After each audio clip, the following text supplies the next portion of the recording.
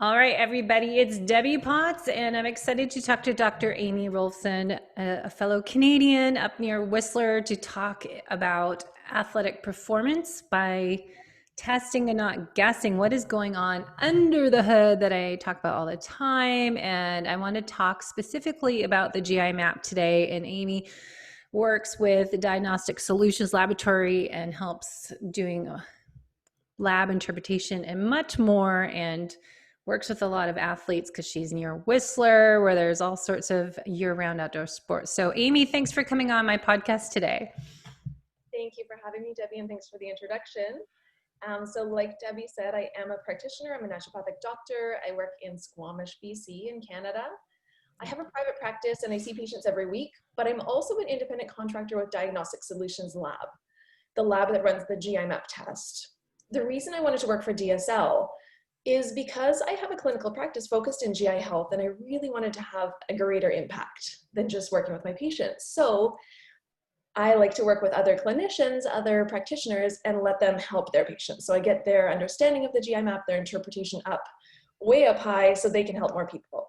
Yeah, and that's kind of, I myself, personal trainer in the fitness world for 25 years and always wanting to help people as well get healthy.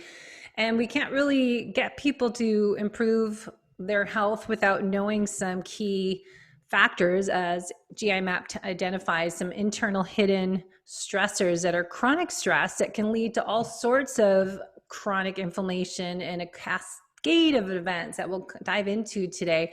But I think it's really important to learn why to test, because spoke with you the other day and talked about how many athletes don't spend the money on improving their health. They'll spend the money on a bike, new race wheels, new skis, all sorts of toys. But when it comes to investing in their own health, I think people don't even really think about it. So I just hope providing this information and these good, valuable takeaways from the show today, why you need to test and not guess, with a practitioner that can assess all this information and help identify your missing pieces of the puzzle so you can perform your best, but also look at your health from the inside out. Are you healthy? We really want to strive to be healthy right now, but also, more importantly, what does your future look like? How is your longevity? So are you hammering yourself into the ground now and becoming broken from the inside out, and not worrying about what your life is going to be like 20, 30, 40 years from now? So hopefully we can help people out kind of understand why they should test with a tool as a GI map. So thanks, Amy, for putting these slides together. So let me open the slide. I'll put it back up. Good. And I completely agree with you, Debbie. I think our bodies can and should do the most amazing things, and I applaud endurance athletes for the things they do. It's incredible.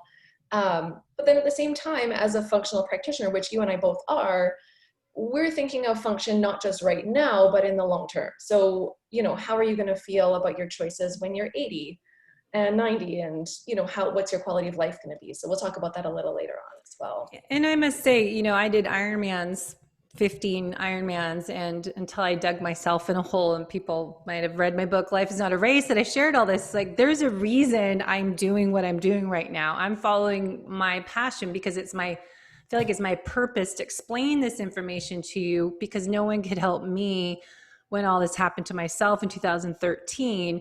And it didn't happen March 2013 that I became broken. It was years before that my body was breaking down, but I did not know, or I avoided those red flags, because as many athletes, we're driven, we're ambitious, we're high performing, we want to do well in our sports and in life and excel. But was I creating more damage than good? So that's why I think, looking at the GI map, what it can tell you, but how as practitioners, we kind of put it together with the whole plan and not just look at this and treat results, because that's what people did for me. That's like, okay, I'm not getting anywhere, but how we can apply all this to our protocols that are per client, because we're all individuals. So Amy, tell me when to switch a slide. And Sure. Let's look at the next slide, where I whoops, believe I'm gonna get my finger on the right button. That's okay. Here it is, down here. All right, here we go. Oh, I did not quote a paper on the next one. So talking a little bit about the GI map. So this is the test that we run at Diagnostic Solutions Lab. It is a stool test, a comprehensive stool analysis. And what we do that's different from other companies is we use quantitative PCR technology, which is looking at the DNA of organisms. So we're looking at bacteria, good bacteria, bad bacteria, kind of good, kind of bad bacteria, as well as fungi, viri, and parasites, so protozoa and worms. And then in addition to that, we're also looking at a number of markers for GI health. So we're looking at inflammation, we're looking at digestion, we're looking at gluten sensitivity, we are looking for blood in the stool, we are looking for immune function. What else are we looking for? We're looking for a fantastic enzyme that can affect your hormones, which is a really interesting piece to add in there. And so I love this test. I've been using it for years in practice. And then just over a year ago, I started working with the company, like I said, to have a greater impact, to help other people understand the test better, because it really comes down to interpretation of the test. And so for practitioners, if there are any practitioners watching this podcast or listening to the podcast, we do have support at Diagnostic Solutions Lab. So if you are in the experience of being a new practitioner, looking at the test and not knowing what to do, call me. My job is to help you interpret the test, help you get your level of understanding up, and you can keep on calling until you get it. And for patients, if you have a GI map that somebody ran for you that, maybe they weren't able to interpret, find a practitioner that knows what they're doing with the GI map, somebody like Debbie, who can help you put that test into clinical context, because the test is just one piece. The test is numbers, it is really useful information, and looking at patterns on the test can be really, really important for your health, and you can really unwind your health, but you need somebody really skilled in interpreting patterns and then putting it into the context of your clinical health, in your clinical picture, and putting it all together and figuring out a plan. So that, I would say, is the most important part. There's the running of the test, but then there's the implementation, and you've got to do the right things using the test. Well, as practitioners too, I think what I learned, as I was kind of saying earlier, that we look at the whole picture. We don't treat lab results.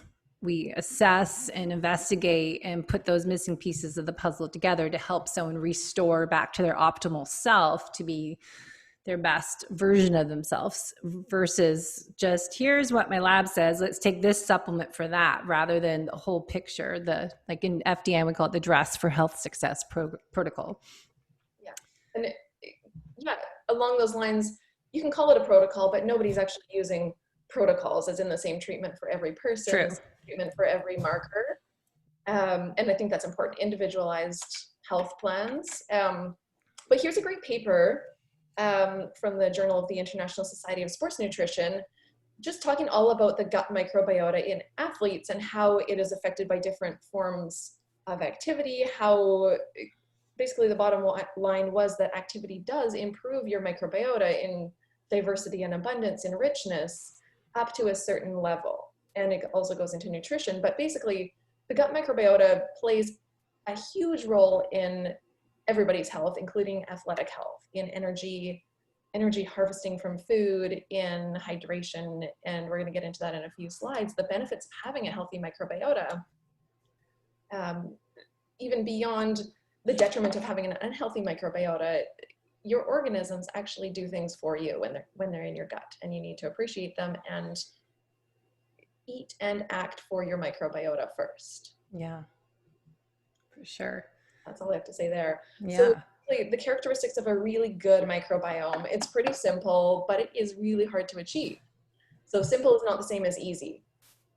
So what we're looking for is diversity. So a lot of different organisms. You want to have a huge profile of organisms. Abundance means that you want to have a lot of them, but it's not as simple as that. So you don't want to have a lot of pathogens. That's not okay for abundance. You want to have a lot of normal flora. And that's where the balance comes into play. So it's the relative abundance of normal flora to abnormal to opportunistic flora, I would say, where the good ones outweigh the bad ones. And that's really important. So you can have a pathogen on board at a low level, or you can have an opportunist, but if you have enough normal flora and a good immune system, it should be kept under control. And then the concept of resilience is the gut's ability to take on stressors, because no matter how you look at being an endurance athlete, having that chronic exercise component in your life and the chronic activity, it is a stressor on the body. It might feel like stress relief. It might be what you do to relax at the end of the day to go for a run, but it is an internal stressor on your body. It is an oxidative event, and it can damage both your intestinal lining.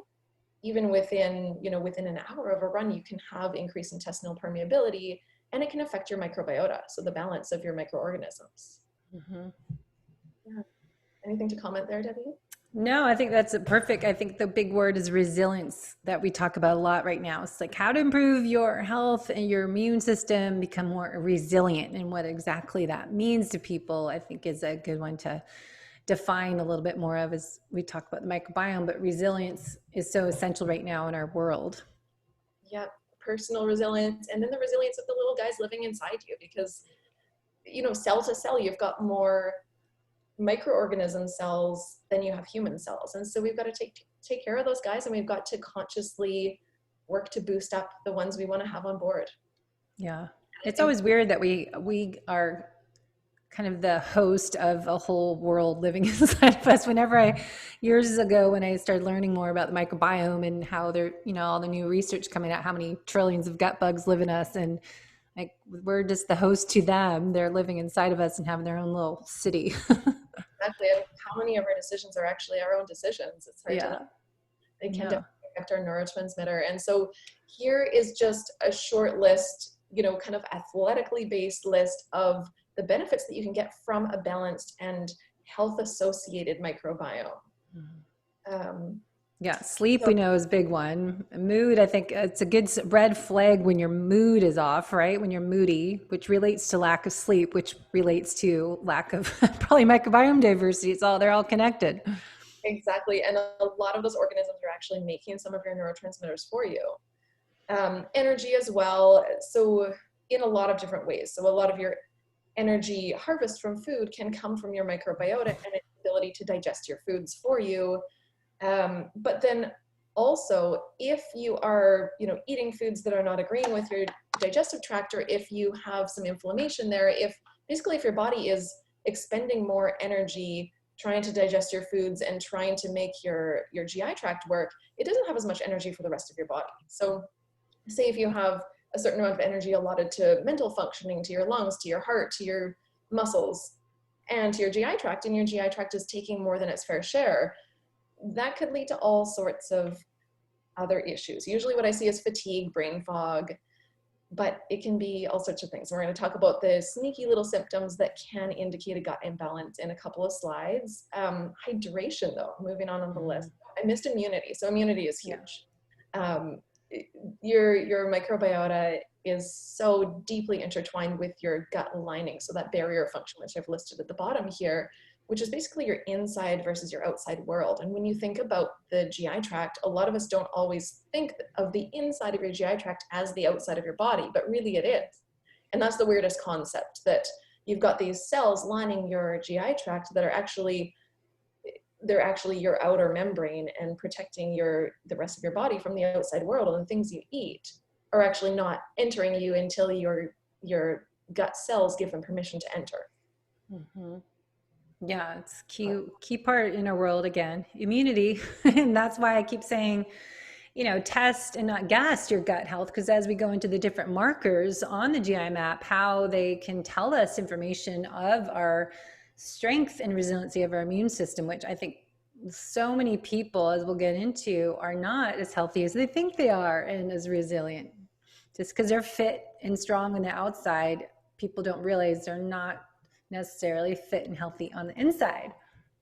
Yep, it's worth a look, a deep dive inside. And so the next couple of things on this list go together: nutritional status, metabolism, bone density. So your organisms living inside you can make some of your nutrients. They can also take your food and convert it to really important nutrients. They can convert it to metabolic byproducts that then feed your secondary metabolizers in your gut and feed other organisms. But if you have an overgrowth, or if you have the wrong organisms, or if you have inflammation, it can actually inhibit your ability to absorb nutrients like minerals, iron, B12. So if you have this chronic iron deficiency with which in athletes, I don't know how often you see this, Debbie, is chronic anemia in our female athletic patients, but it is so prevalent in our society, that anemia, which can be definitely multifactorial, but one of the deep causes can be malabsorption of iron. Yeah, and I know for myself personally, I've always been slightly anemic for years because I never ate red meat until last year. Hanging out with my carnivore friends at KetoCon and the low carb cruise with Jimmy Moore, everyone ate meat, and my body's like, I think I'm ready to eat red meat because I'm low in all those items, as you're saying, iron and L-carnitine and all this stuff, that B12 and so I think it is, looking at nutrition another time, but just how really important that iron level is, especially for female athletes. Yeah, and how did it feel the first time you had some red meat? Well, TMI, I threw up like the first 6 months. Every time I ate meat, I couldn't digest it. Plus, we'll talk about H. pylori sometime, but how if you lack of HCl to break it down. So a big part is what we always talk about too, is what you're eating, but how you're eating and how you're able to break down and absorb your nutrients. But if you are, starting to eat heavier meat a lot more than you used to, or, if you never eat it for years, that you're able to have the proper factors to break it down and utilize that, because that's a big part of that was my problem. It's like, okay, I haven't had to digest meat, and now it's, your HCl and H. pylori is maybe another topic, but yeah, it's so essential. But eventually I did feel a lot better. And my workout was like, oh my gosh, I guess I needed that extra iron and all those nutrients in red meat. Yeah, and I would put out a pretty good guess that your microbiota had shifted to a plant-based microbiota and was not ready for that meat consumption. Yep. Whether it even got to your small intestine, we don't know. It might have just, hit the stomach and come back up, but so interesting. And the same would go for fiber when you're increasing your fiber. And I'm sure you've worked with patients on that. Or clients. Do you call them clients or patients? Clients. Clients yeah. For me. Okay. Yeah. Is that it's always start low and go slow. Although it seems as if people transitioning from vegetarian, vegan to eating meat, sometimes it's hard to stop because your body is so, your body will be calling out for things. Yeah.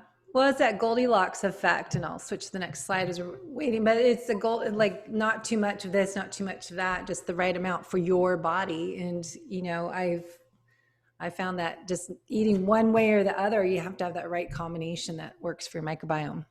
Exactly. So I think we've addressed this slide already. The things you do today should not negatively impact your quality of life tomorrow or at any point in the future. And that's something that I stand by in my practice, and, take it as it is. Yeah, that's a good one. All right, so, gut imbalances. Yeah, so I do see a lot of athletes that have frank gastrointestinal symptoms. So I do see a lot of bloating. Often patients who will go for a run, so they've got perfect digestion, except for when they go for a run. So they're, triathletes, marathon runners, and they run, and then 20 minutes into their run, they have diarrhea, sometimes bloody, sometimes not. And you wonder what the heck is going on there. It is a very common phenomenon and worth seeking help for. But I would call that a good gastrointestinal symptom. Bloating, upper GI, things like belching and heartburn are really, really common. IBS is really common. But here's what you may also see in yourself as an athlete or a non-athlete that can signal some gut imbalances. So fatigue, including muscle fatigue. And muscle fatigue can be normal to a degree, but if you notice as you age that it is, or as you go on, that it is harder to recover. So if it takes a few more hours or a few more days to recover and be able to do the activities your body is used to doing, you could look into your GI tract. Hormonal changes, we see this a lot. Hormonal changes can be from a lot of sources, but the gut can be one of them. Decreased immunity, so if you feel like you're getting sick a lot. And I would kind of lump into their food sensitivity. So sometimes I see people who have increasing food sensitivities over time. You'll see that they'll be sensitive to dairy, and then suddenly they can't eat eggs or grains or carbs, things like that. And I think I already talked about increased recovery time with fatigue, so I won't talk about that, but skin conditions, eczema, rashes, psoriasis, all sorts of things there in skin can signal that there are gut imbalances. Autoimmunity would be kind of a longer term change with gut imbalances, and we do have some autoimmune trigger markers on the GI map that are really interesting, and they come into a play a lot of the time, not just with athletes but with anybody. And then joint pain. So if you're having joint pain, it is worth looking at the gut, it's worth looking at foods, it's worth seeking out a practitioner basically. And that's, anything else you want to add to that list, Debbie? Well, I think is a lot of people wait too long to get help. And I think that's, don't wait till you can't do anything. Like you're just struggling. I think it's being aware of what are some early signs, there's some dysfunctions there, not until you hit that rock bottom. So I think is, like you said, before symptoms start ideally. And that's why I feel like we almost need to have this preventative program. See, okay, am I healthy? What's going on inside? Because we have no idea the information we're going to get from these labs. What we're just guessing. So it's really important, I think, to do this now, especially as I was talking to Aaron Carson, who has EC Fit and Rally Sport and Boulder, and all these athletes are doing all this strength training and doing great stuff for mobility and strength and going into off season, because there wasn't really a race season this year, but in theory it's off season, and working on stuff. And I emailed her yesterday. I'm like, this is when I think all these athletes should be adding in this stuff. Let's work on your off season. Let's work on your health building exercises you should do, including, your microbiome, including the lab testing, and increasing that balance, restoring balance, because you don't know any of this information. And I think I really regret not doing this in the middle of my race season, off season, because I was racing, for 12 years until I hit my rock bottom that I couldn't ignore it. So my lessons learned, or what I'm trying to help educate everyone else, like, do something now, take action, take ownership, take responsibility of your health. If you're training and racing this much, what are you doing to make sure you don't have what happened to me happen to you? And like we said before, endurance exercise is a stressor on the body. Big one. If you're putting stress on your body, you should be taking way better care of your body. If you know how to do that on your own, fantastic. And it's great. A lot of athletes do take great care of themselves, but sometimes it's nice to have an objective look at your health, to actually look deep inside, get a baseline, and start with somebody who can look at what you're doing, look at your diet, and help you do a mini overhaul to a huge overhaul, and see what you can do to mitigate that stressor on your body. It doesn't always have to be slowing down your activity, although sometimes that can help. But there are things you can do in the rest of your day that can really, really help, like sleep. Yeah. Because yeah, sleep is huge. And I think a lot of people ignore and just push the envelope a little bit and race, as I say, from morning to evening time, just doing so much in the day. Maybe a little bit more before COVID started and people are forced to slow down. You didn't realize, oh my gosh, I was always busy. And even myself, like, this new slower paced lifestyle, this is not what I've been doing the last few years when I thought I was going slower pace in life. But I think it's, getting help, but, not waiting to get help is my last thing I say. I know someone reached out and they've been struggling for 15 years. Like, why? They couldn't get the right help. And so that's why I think, looking at the whole picture is essential. So I'll stop talking, move on to the next one. But test, not guess. We talked about optimal diet is huge, but not one size fits all, right? Exactly. And I find a lot of athletes, when I first see them, they're focusing on their macros. So they're just saying, okay, I'm doing keto, I'm doing, this percentage of fat, this percentage of protein, this percentage of carbs, and totally ignoring the micros. So they might be doing like a cream cheese and fried chicken keto, or maybe not fried chicken, but that kind of keto, or they're following a vegan diet, but not a clean diet. And they're, as long as they get the macros, they're fine. But what about the micronutrients? Because if exercise is an oxidative event, a stressor on your body, that will suck up a lot of nutrients. And for a good reason. You need to quench those free radicals. But guess what also needs those polyphenols is your microbiota. Mm-hmm. They love the healthy veggies and, the bright, beautiful colors, and they need nutrients too. And so does your body. So it's a sharing it's a sharing event. There's your body by itself, there's the extra things you're doing with your body, and then there's your microbiota, and then there's more things that I'm not even thinking about. And then there's the concept of, limiting fiber and fat before big races, things like that. And if you're doing that maybe a couple times a week, a couple times a month, that can impact things. Mm-hmm. If you're limiting fiber on a daily basis, and some people limit it because they can't digest it, and that's okay, Debbie. We can move on to the next slide. Yeah.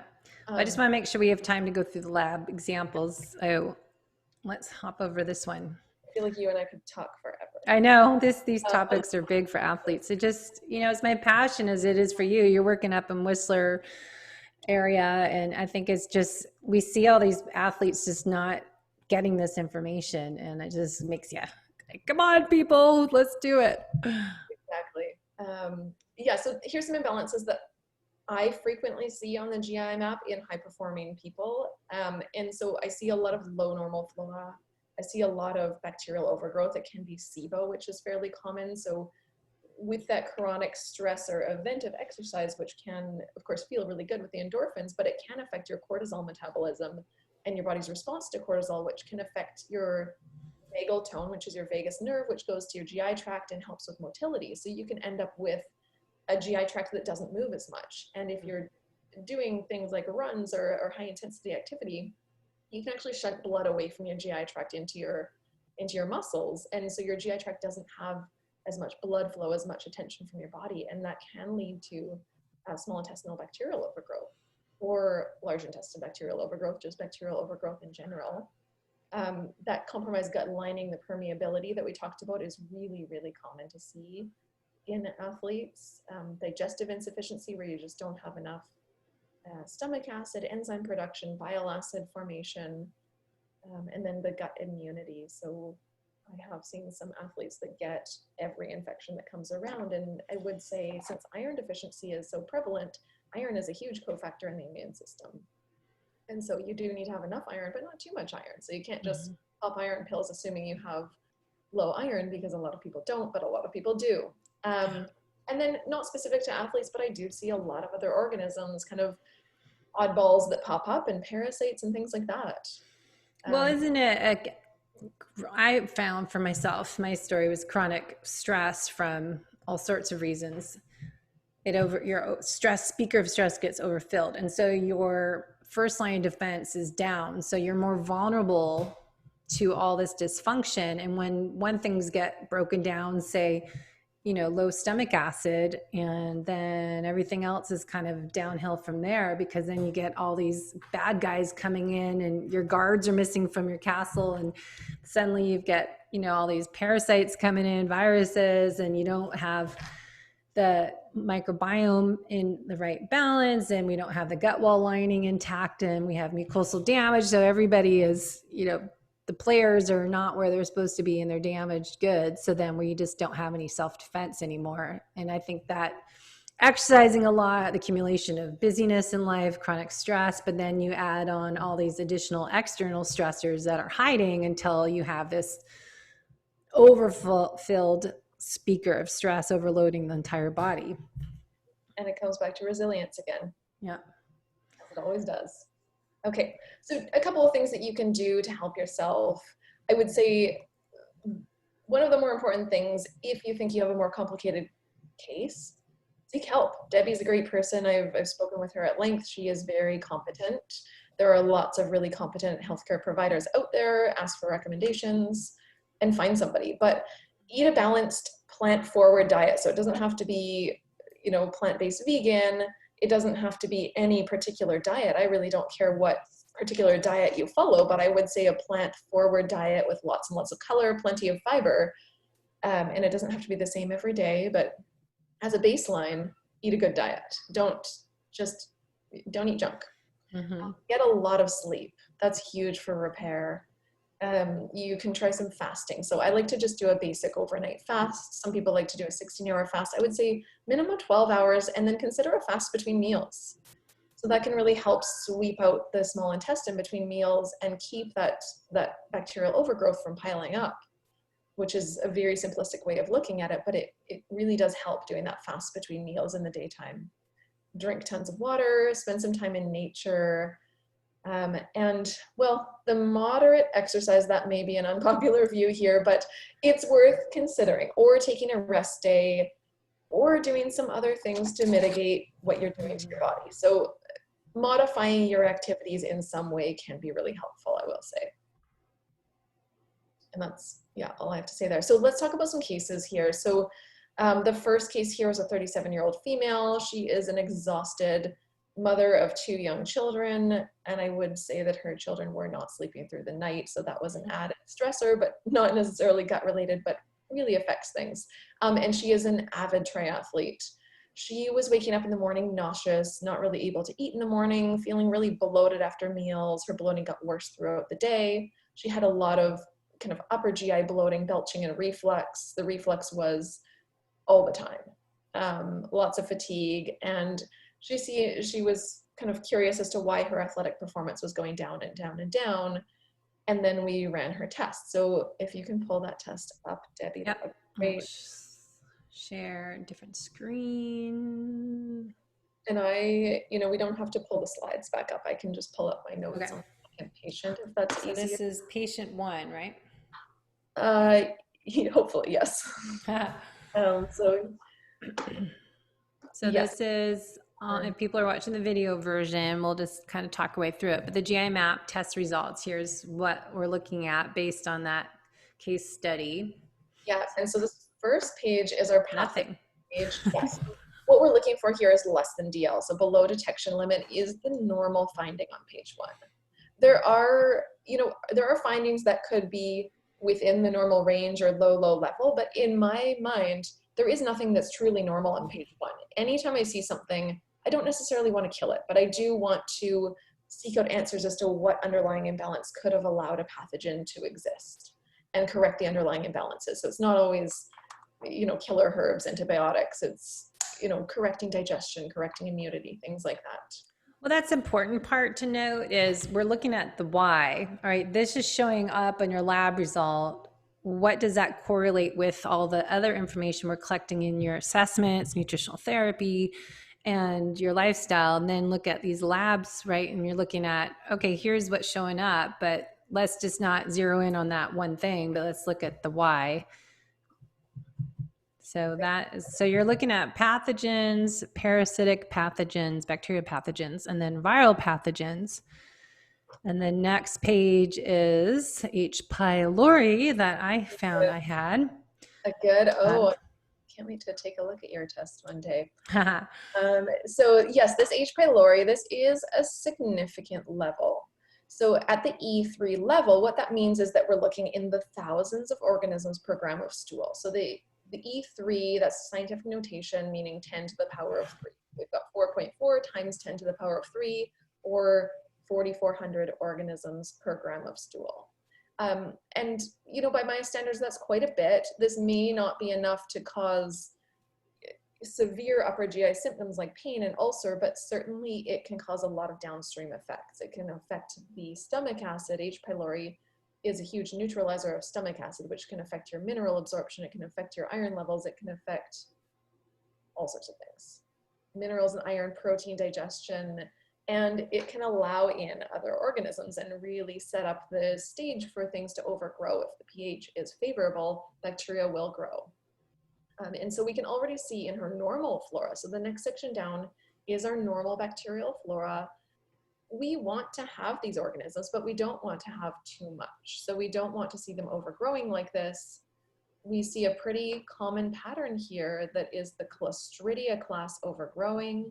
That's right in the middle. Thank you for the point here, Debbie. And the Enterobacter is fairly common, which is actually an inflammatory organism at this level. And then it's not uncommon to see both the phyla overgrown here at the bottom. So the phyla microbiota, these are the larger groups of bacteria. So within the bacterial kingdom, there are 6 phyla. These are the 2 largest, and together they make up about 80 to 90% of your bacterial population. So we're really looking at the population level of normal flora here. And what it tells me when I see them both overgrown is that her body is very hospitable to bacteria at this point.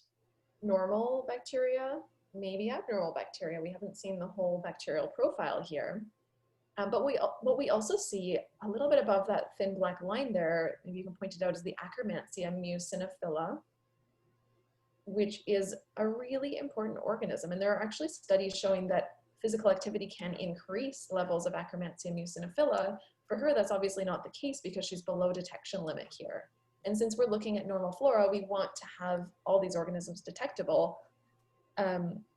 In a clinical context, what I see really frequently is a correlation between low Akkermansia and poor mucosal health, poor barrier function.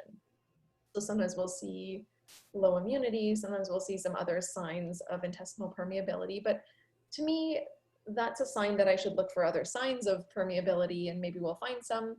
It may also be reason enough for me to do a bit of gut healing.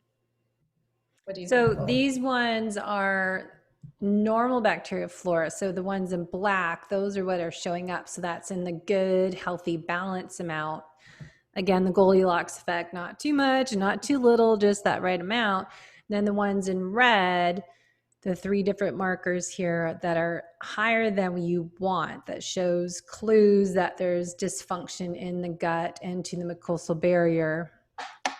And then there's a clue to the Akkermansia. That's a lot of information. We can dive into that one. I know with that it's not showing up, because that's interesting, as you're saying.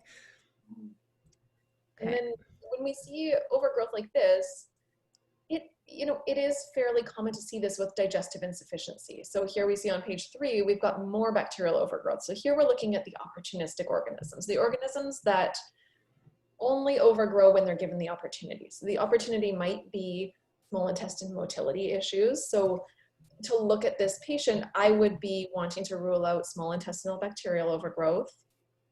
And, I may even treat it as such, but I would say, to be clear, the GI map does not test for SIBO. It does not test for small intestinal bacterial overgrowth, but after looking at lots and lots of tests, we do know which organisms tend to grow in the small intestine when they're growing. And so I can make a pretty good guess, and I can usually say, okay, this person would do very well to get a SIBO test. And sometimes in my practice, I will treat empirically looking at this and looking at symptoms. But I would say this is quite a bit of overgrowth. Mm-hmm. The bacillus is a very common finding, as is the enterococcus. And then a little bit lower down, seeing that level of strep, that's very, very common to see with H. pylori present. And the effects that H. pylori has on the stomach acid, yep. Strep right there. But then the Pseudomonas is a bit less common, a bit more inflammatory. It can be a biofilm producer. It can sensitize us to foods, specifically gluten. And then the Methanobacteriaceae, which is right above that thin black line. It's not flagged. I've got you jumping all over the place, Debbie. But this to me looks like quite a high level of Methanobacteriaceae. And so if you speak SIBO, if you talk a lot about SIBO, so this is going to be your methane producers. And this level to me looks high. So constipation, gas, and bloating are common with this organism. Sometimes I don't see constipation, but I do see a lot of gas and bloating. So on this additional dysbiotic overgrowth bacteria, ideally you don't have anything showing up here, or should you have? On every person, what's ideal? You'll see a little bit of bacillus up to kind of the low E5 level. And then you'll see a little bit of Methanobacteriaceae, maybe up to the E6, E7 level. And when I say the E6, E7, I'm referring to the numbers kind of at the end of that little number, if that makes sense. Yeah. Hard to highlight things. And then down under the potential autoimmune triggers, we are expecting to see 2 findings there as well. So we're expecting to see the Prevotella, which is just past half the way down there, Debbie. Mm-hmm. And I would expect to see that anywhere up to the low E7 level, so right where we see it, so I wouldn't have an issue with that. And we're expecting to see Fusobacterium at about the same level as Prevotella, and this is way too much. And so Fusobacterium is an organism that is quite inflammatory, and I would want to bring that level down. So the Klebsiella there is not an expected finding. It is approaching the reference range. It can be a histamine producer in the right conditions. So sometimes you will see symptoms even at this level of Klebsiella. I don't love letting it sit around for people. And at this level, if it were by itself as overgrowth, I probably wouldn't treat it. I would treat the rest of the terrain. But in the context of other overgrowth, I probably, it would be within my considerations to treat that. And so we don't see any fungi, we don't see candida there, we don't see any viri, which are very uncommon to see on this test. And let's see about parasites. So these are in contrast with the first page where we're looking at pathogenic parasites. These are opportunistic parasites, which can cause symptoms. I know a lot of them classically are listed as asymptomatic in the medical text, but I do see people with blastocystis and with dientamoeba with pretty marked symptoms. And we'll see them at pretty high levels. So we don't see anything for this patient, which is great. So let's skip through them. But I do see a lot of parasites coming up for people. So as we move into the intestinal health, we see steatocrit as the first marker. So that's a marker of fecal fat, and it tells us how well a person is digesting their fats. My preferred result is less than detection limit, so less than DL. At 8% fat, it's not terrible, but I like to help people along if we have any detectable fat. So I'll help them, if there's a gluten sensitivity, we'll work on that. If they are not drinking enough water, we'll work on that. If I think their kind of liver gallbladder isn't functioning well, we'll use some herbs there, maybe some bitters, maybe an enzyme with ox bile, things like that. So I do think there's room for improvement even at 8% fat in the stool. And when we see elastase 1, the next marker, that's a measure of pancreatic enzyme output. And I really like to see this at 500 and above. So at 124, that's quite low. So it can be reflecting on the lack of stomach acid that we're guessing at based on the presence of H. pylori, but it can also reflect on stress. It can reflect on GI health and terrain. And basically it's telling us that she could use a lot of help digesting her foods, whether that comes through bitters and lifestyle, like chewing her foods better, taking time to slow down, or if you want to get a quick win and give her a digestive enzyme, or you can do all those things. So I would be helping her along with this, helping her digest her food before her organisms digest it and overgrow. So we want to have an organism. Oh, go ahead, Debbie. Well, I was just going to add in, I think that's a big thing I've learned with helping people and even my own journey is that you can't out supplement poor lifestyle habits, including eating habits. So you can take enzymes and HCl, but if you're still going to be eating, doing 10 things at once, totally stressed out, rushing when you're eating, you're not chewing your food, you're taking a bite while you're still chewing your food from your previous bite, that doesn't solve the problem by taking a supplement. So it's all that, again, working on the whole person and having a transformation that you're working on your habits, as well as getting these clues that, all right, your enzymes are probably too low. Let's take a digestive enzyme, for example. But if you don't change how you're eating, it's still going to be a problem. Agreed. Yeah, and sometimes, if you're still working on building that trust with your clients, sometimes it can help to have a quick win while you're working on the transformation. So I'm in both camps there. Sometimes an enzyme can be a miracle worker, and sometimes it, will mask bad I just habits. know some helping a family member that I watch eat all the time that like, okay, is this really helping when you're still eating really fast? And then treating family members is a whole different. To refer them out. Refer them out. For the rest of the GI markers, beta-glucuronidase, I am fine with this level that we've got for her. It is up. And so this can be a surrogate marker for bacterial overgrowth. This is an enzyme that's put out by bacterial cells. And really kind of over 2,000 is where I would consider treating it in somebody with symptoms. And so this is fine.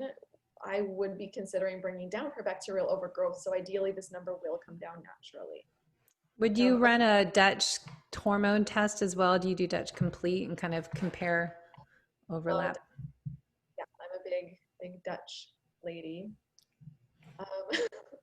without actually being Dutch. Yeah, I would, and given her symptoms, I don't know if I would right off the bat unless she wanted to do a big baseline. So if within a couple of months of treating what we find on the test, she's not getting the energy she's looking for, or if she had reported more kind of stress-related symptoms, more hormonal symptoms, more irritability, things like that, or hair loss, things like that, I would definitely run a Dutch. I'd be on the fence of whether I would or whether I wouldn't. But I do love that test. It's really fun. So the next marker, occult blood, I love seeing it at 0. That means there is no blood in her stool. Immune response here, the secretory IgA is your mucosal associated immune system. So this is a non-specific immunity. It recognizes anything foreign and will react to it. So here at 699, I like that level. I want to see it coming up a little bit, but I see that we have a lot of work to do on her test. So as we do that work on her microbiota, on her terrain, this number should come up, and I would expect to see that rise without any outside input, at least directly on the secretory IgA. The next marker, anti-gliadin IgA, is a marker of a local immune response to gluten. At 50, that's totally fine. That is in the ideal range, even for somebody who perceives themselves to be gluten-free. But then calprotectin, it is not a huge problem at 128, but I would prefer to see it below the optimal range of 50. For really optimal functioning, I want to see somebody below 50, and this is a marker of inflammation. So it is telling us how much neutrophil infiltration there is in the gut. I want to see very little, neutrophil involvement in the gut at any given time. I want to see it under 50. At 128, I'm not going to take any action to change this except for to treat the rest of the findings on the test and see how her inflammatory status goes down. She does have, I think we found 2 fairly inflammatory bacteria overgrown, and so bringing those levels down can help with this inflammation. And then I believe the next page was all negative. So this is a page where we look at antibiotic resistance within the H. pylori, and we did find H. pylori for her at the level high enough that we do report these genes, but the genes were not present. So this would mean that if I chose to use antibiotics, it would likely be effective based on this information. So she doesn't have any resistance genes that we are testing for, but we do know that H. pylori is a resistant organism in its own right. Even with none of these genes present, I do still find it really challenging to treat. It is, sometimes it comes back, sometimes it takes a few rounds of treatment. Yeah.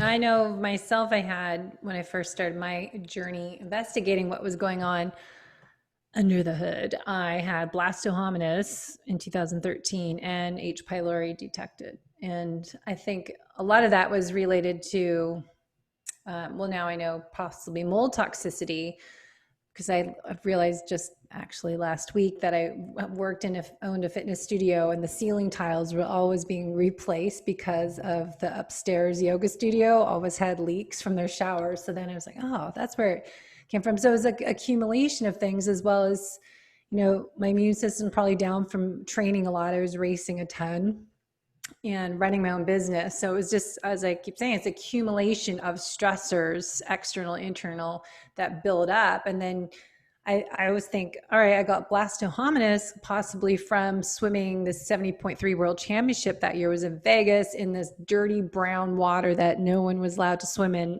except for this one race day. And I think, you just get all your guards are gone. So you just get whatever is around and you get that virus or that parasite. So it's good information to get, but yeah, it takes, a whole program to really figure out how you can improve all these numbers. Exactly. And so taking this test, what I would do for her based on this test and her symptoms, since she is fairly symptomatic, she's low-grade symptomatic for H. pylori with the symptoms, the reflux, the belching, I would treat that H. pylori for her. I would treat her bacterial overgrowth. I would strengthen her digestion, and I would consider doing some work on intestinal permeability. We didn't see a ton of signs for it, but given her clinical history and her activity level, I would give her a little something to strengthen her there. I would consider running just some basic blood work, some CBC and ferritin, maybe an iron study, maybe liver enzymes. I would consider a SIBO test, maybe a Dutch test.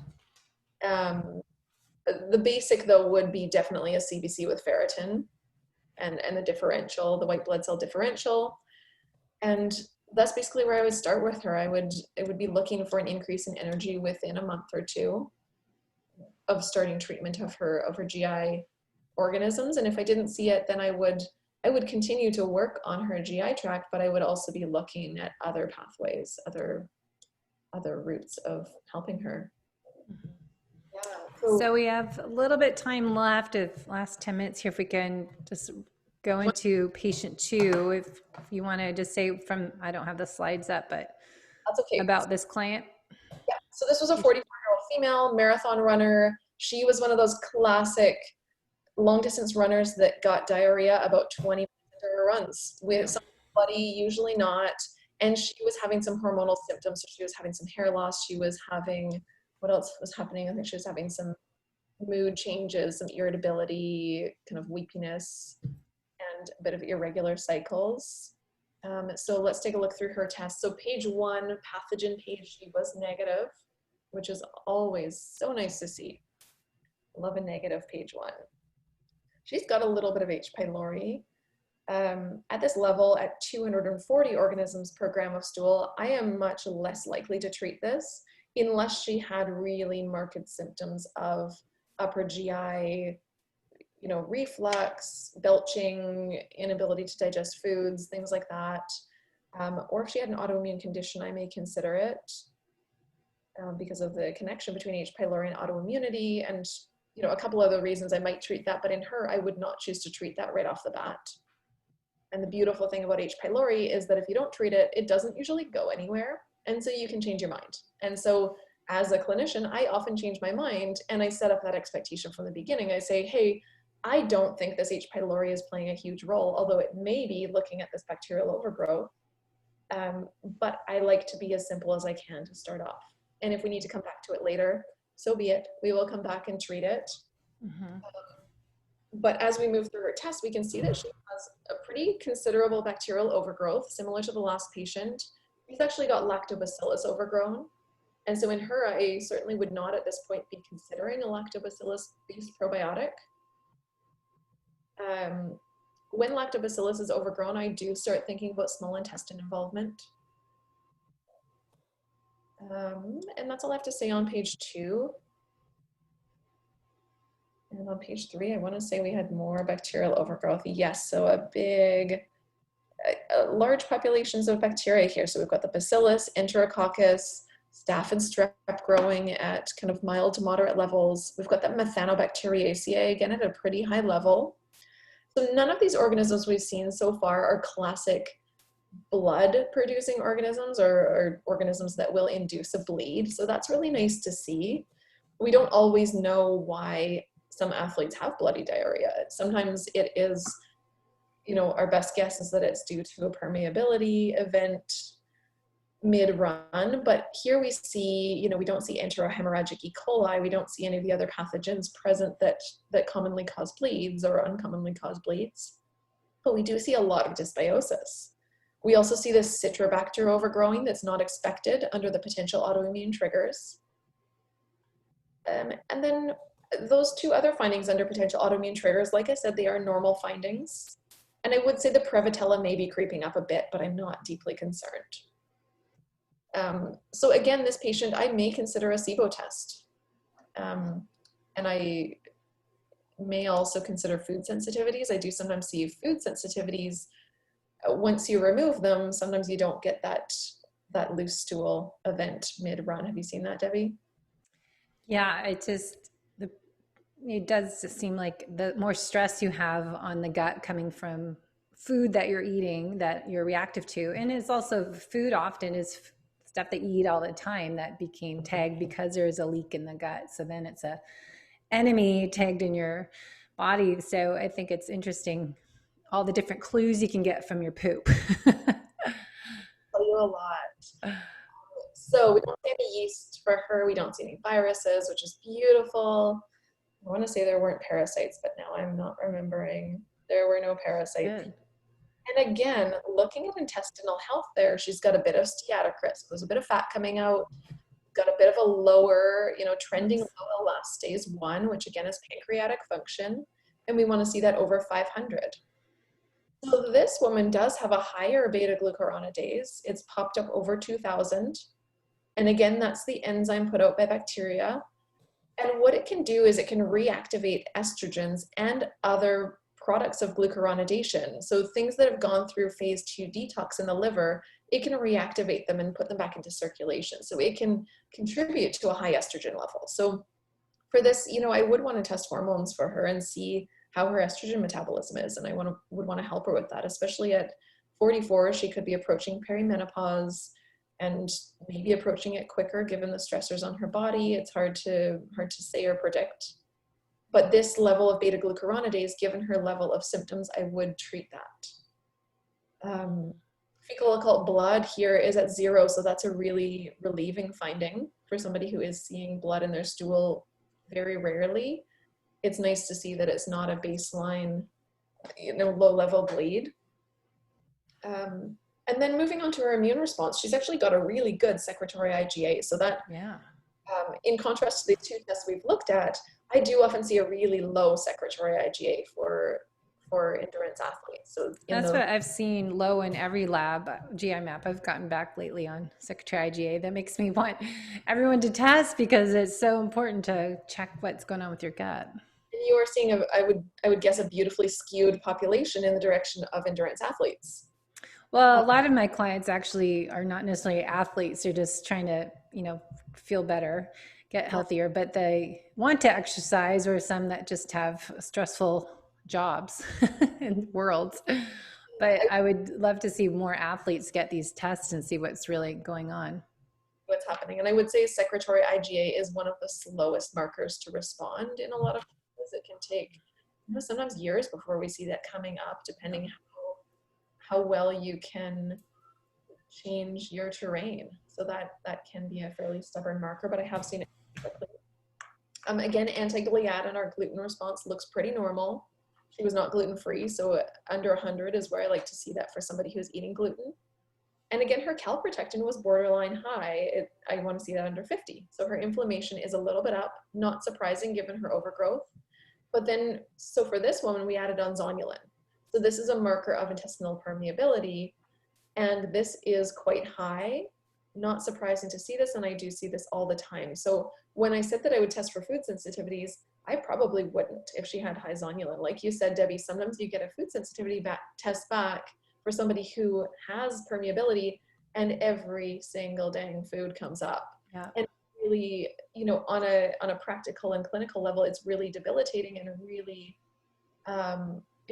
it takes people's motivation down when they see that they can eat one food.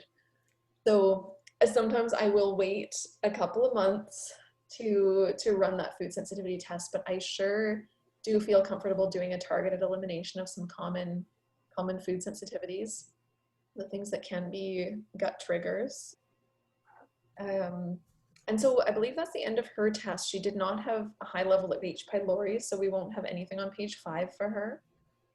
So for her, what I would do, I would treat that bacterial overgrowth. I would consider doing a SIBO test to see if to see the extent of small intestine involvement.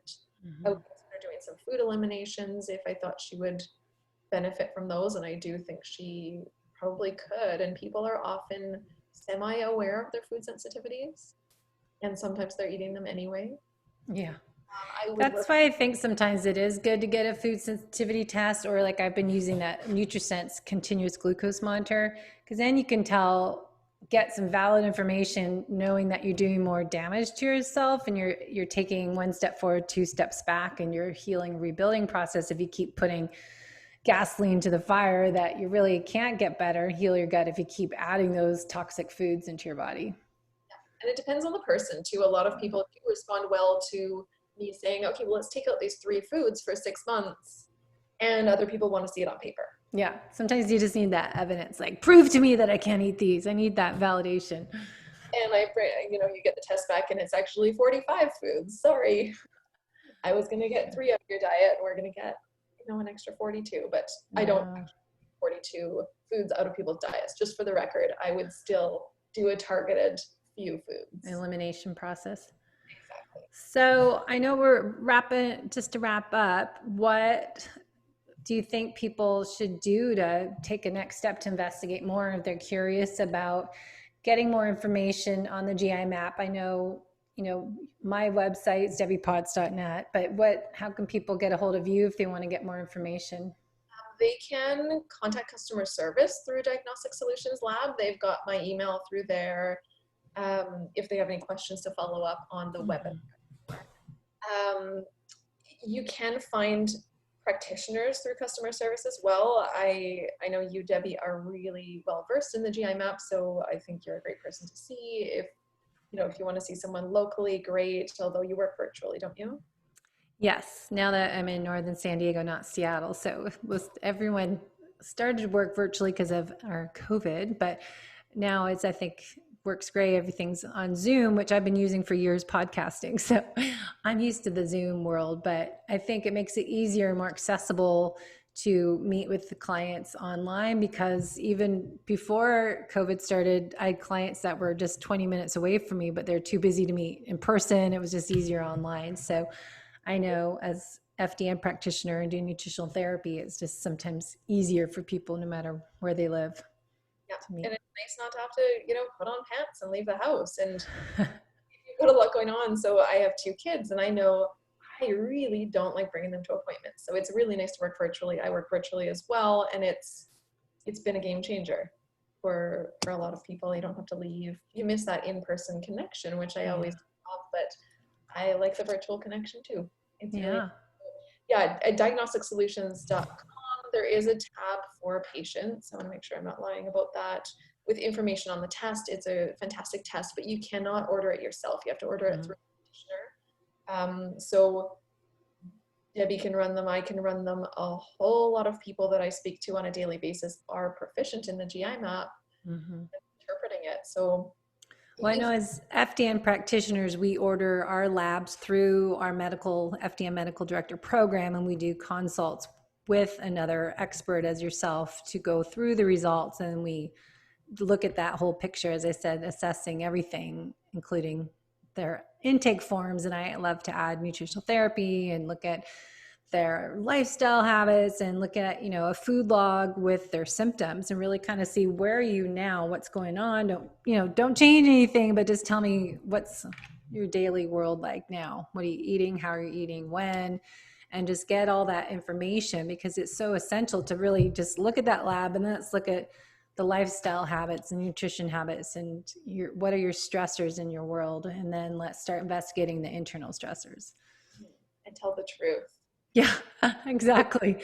Don't lie. I can't help you if you're just fibbing about everything and that you just ate that bag of chips and you had, a bottle of wine, and then you had, all these carbs the next day and sugar. So that's why I like, I've been wearing this NutriSense for 2 weeks, and it is good information because you can't cheat, because you have this constant reading of your blood sugar level. So we know if you ate something that your body didn't like, if it spiked up your blood sugar and your blood sugar didn't come back down and recover from it. So it's kind of fun. More clues, the more fun it is investigating really what's going on. Interesting.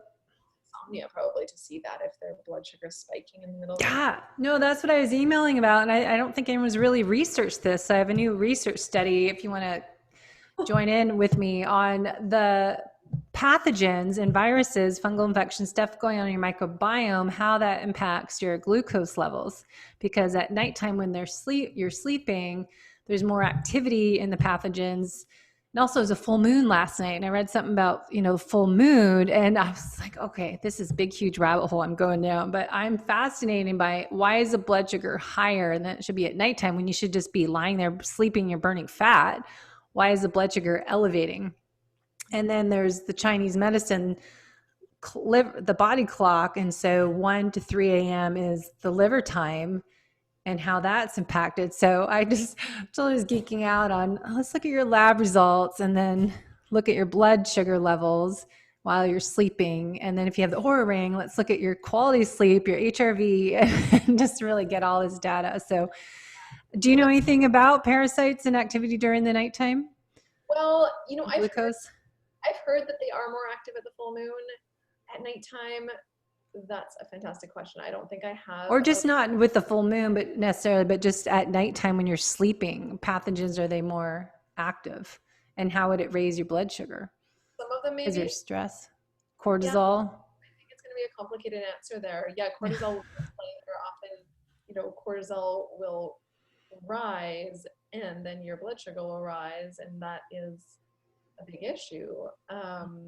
Or no, your blood sugar drops and then cortisol rises and then your blood sugar rises. So Yeah. that, I haven't investigated its link with pathogens, See, although I have a new thesis study.